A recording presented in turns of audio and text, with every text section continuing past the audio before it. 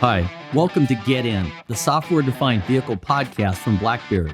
With this series, we're diving into what the future of transportation just might look like. So don't just stand there, get in. My name's Steve Kofsky. I'm the editorial director for BlackBerry, and I'm very pleased to be here in the BlackBerry booth at CES 2023 with one of our distinguished partners, and I'm going to let you introduce yourself. Yep, I'm Sterling Pratz. I'm the founder and CEO of CarIQ, a payments company for cars.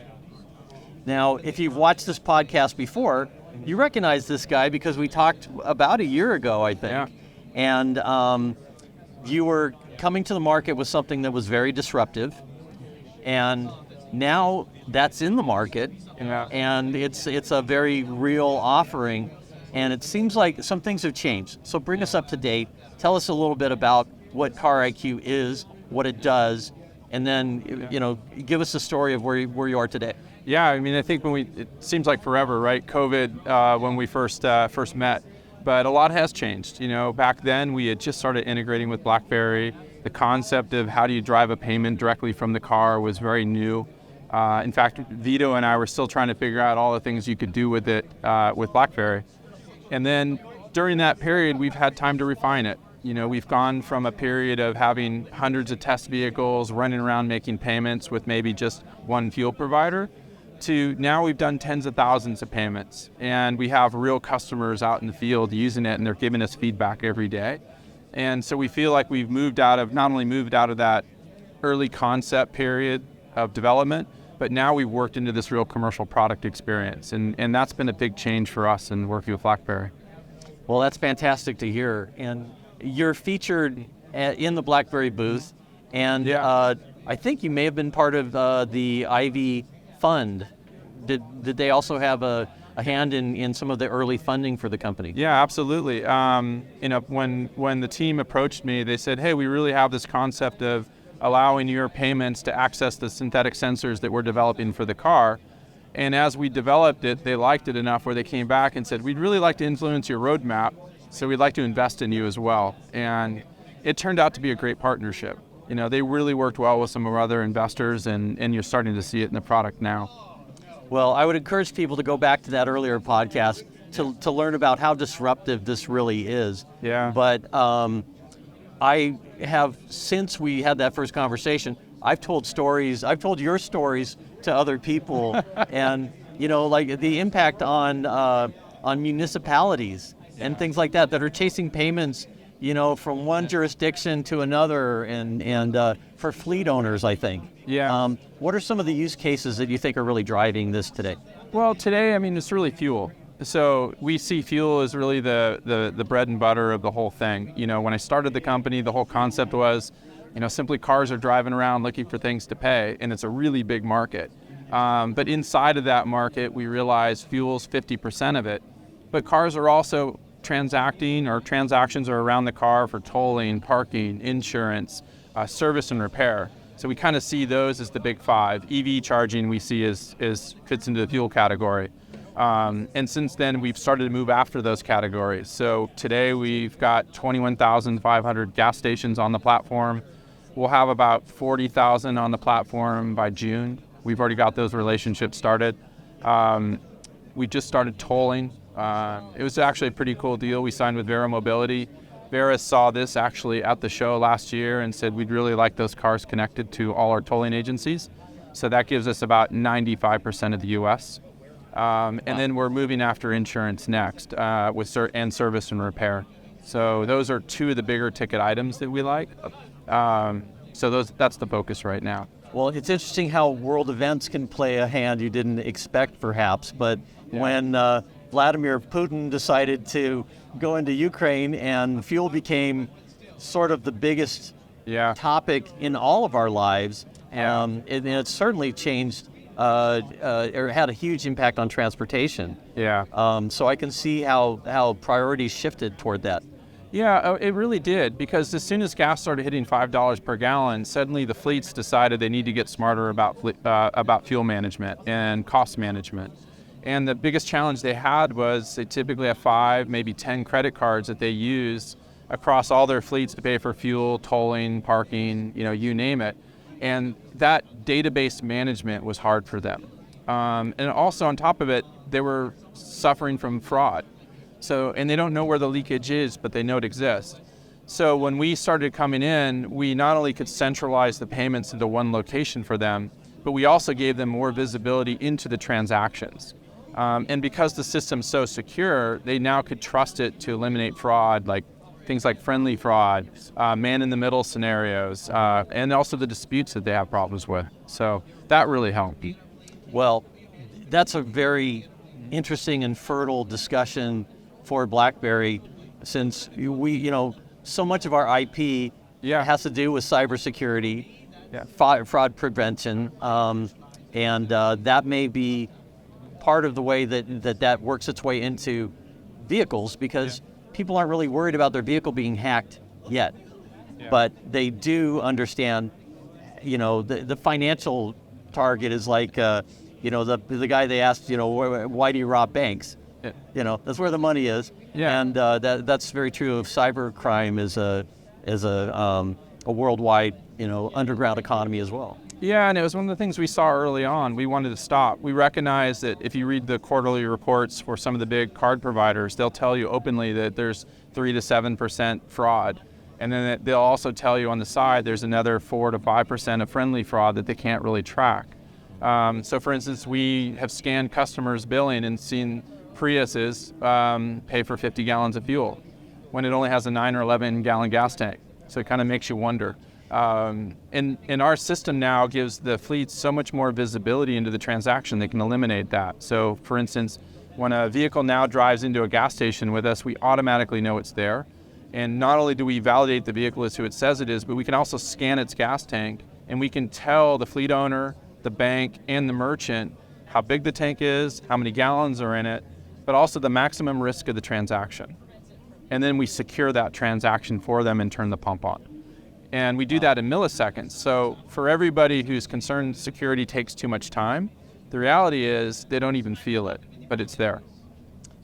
This is fantastic. So I've got some new stories to tell. Thank you for the year going forward.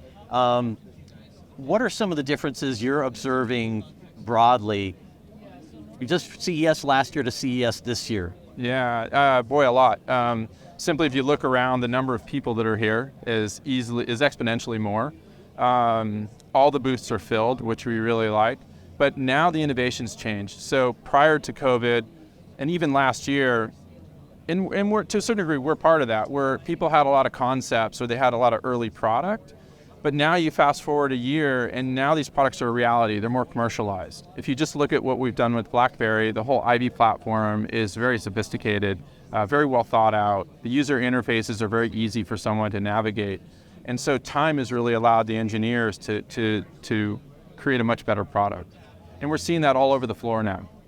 So it feels to me like a lot of the discussions last year were about discovery. This year, maybe more about doing deals. It's about deals, yeah, and having real customers using the product. Even for us, we had hundreds of customers prior to this that were using it, but they were somewhat friendly. Now we've got thousands and thousands of customers using it, and they're across a broad distribution of types. And that feedback is also helping us build a better product. Well, that's exciting, and my hope for you is next year you're too busy and too wealthy to take time to talk to me, and I'm okay with that right now. I just want to let you know that if you stay on that kind of a curve, then that's where you might be in CES 2024. Yeah, no, I've always enjoyed these conversations, and so I appreciate it. What is next for Car IQ? This year is really focused on scaling. So we've now signed some of the biggest fleets in the United States who are converting over to our platform. We have now 2 auto manufacturers, OEMs, that are also adding us to their platform. So we're very focused on integration with these key customers and then scaling. We're also now starting to add merchants. So we've got several really large tier 1 fuel providers on the platform. We are really close with one of the largest EV providers for charging. And we just continue to want to grow that and add that to the customer base. Let's talk about EV a little bit and the infrastructure that is kind of holding it back in some ways. What are your perspectives on the ramp of electric vehicles? Well, I think it's really good now. I think they're mainstreaming. So it's not just about Tesla anymore. It's about Rivian and about some of the others that are putting the products out on the market.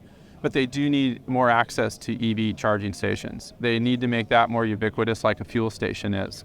And you're starting to see that. There's companies coming on the scene like Link and ChargePoint who are now spreading out across the country and giving customers more options. You're seeing it at Starbucks. You're seeing Shell stations.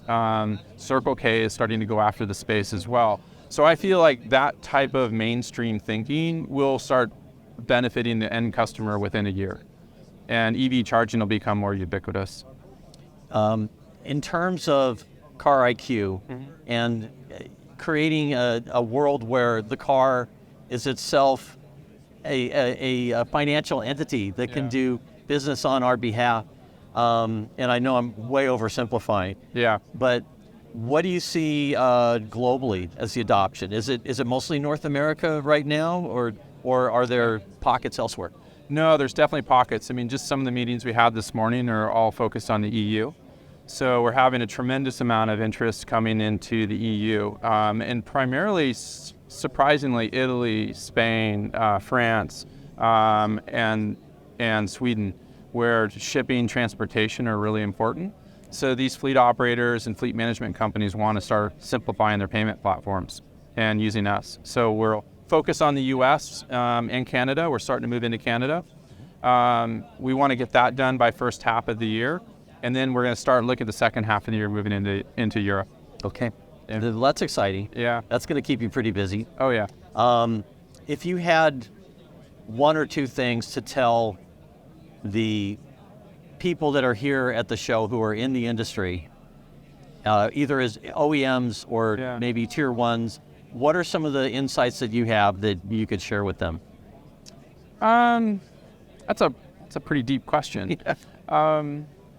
I would say that a lot of the innovative thoughts that were around a year ago and even up to 3 years ago are now reality, and to take another look. I think people are starting to look at better ways to do things. They want simpler, more secure methods, so payments fits right into that category. And we also think business models are changing. Just in our case alone, we went from even a year ago where people said, hey, we'd love to use your platform alongside ours, to now they've come back and said, hey, we'd like to white label it. Can we add your platform inside of ours and create our own branded experience for payments with our customers? And I think that's the big change. The business model and the ability to brand your own experience, I think, is really what you're seeing at CES. Okay. Yeah. Well, Ed, I can see how that's reverberating in what the automakers are announcing here at the show. Yeah. They're really leaning into personalization and some of those trends, some of those things that your technology is going to be under that white label to make it possible for people. Yeah, and design's changing too. If you look at what Ralph Gilles is doing with Chrysler and the Ram brand, for instance, or any of the brands under Stellantis, they're using 3D design elements. They're using gaming configuration with virtual reality, so you can get the experience before they actually build it. And I think that's reverberating across the industry. We think about payments, believe it or not, the same way. Let's talk about the experience. What does the customer have to do to interact with this, or does the vehicle have to do? And then let's walk backwards into the tech it takes to build it. Because our goal has been, let's make this as easy as possible. But we're taking cues not so much from Silicon Valley as we are taking cues from designers and stuff like Ralph or others who are doing this. And that's helped us tremendously. That is a brilliant approach, and I think it's going to serve you well. Thank you for sharing some insights with us, Sterling. And really appreciate you spending time with us here at CES. Yeah, thank you. I appreciate it, Steve. Okay. All right. That's the end of our episode for today. If you'd like more information on the topics or our guests, please check out blackberry.com/podcast. Get In, the software-defined vehicle podcast, is available wherever you get your podcasts. And don't forget to subscribe to keep up to date with our latest episodes. Thanks for joining us.